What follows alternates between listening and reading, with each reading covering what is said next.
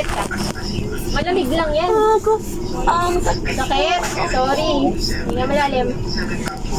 Ano kasi yan eh. Konting alcohol. Oh, sorry. Yan na. Tapos na. Wag lang ka dalaw. Kasi ano. Sorry. Aray. Sorry na. Relax lang.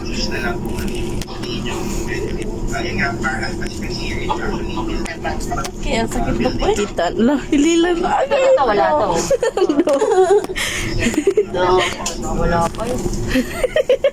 Pinagtatawanan ka oh. Huwag galaw.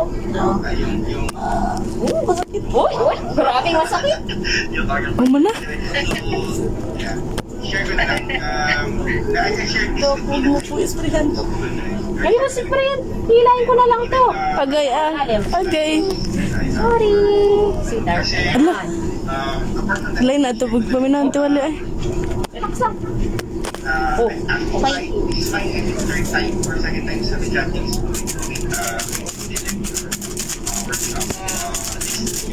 Ito, bukas na. Sige, bukas na yan. Kasi lumalabas pa, oh. Habang nagsasalit. Habang gumagalaw ka.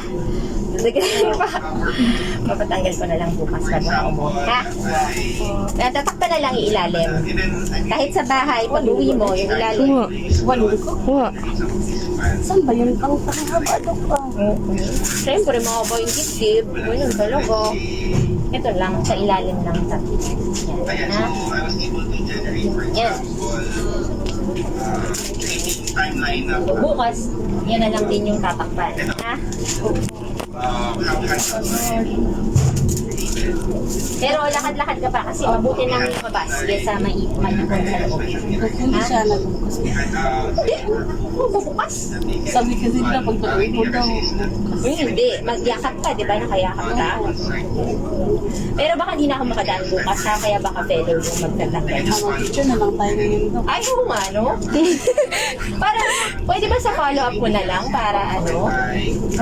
Nandyan ka po sa follow-up Eh, ko. syempre kailangan mag-follow up sa akin. Kasi, Sige, sa follow-up mo. oo, para maayos ka, maayos ako, di ba? Oo, nga. Mayos. Ayos ka, maayos ako, hindi yung sabog-sabog. Siyempre magpa-follow up ka sa akin kasi may tahi ka pa. So, tatanggalin natin. Yung tahi dyan sa taas. Tatanggalin po yan, Dok? Ito, hindi.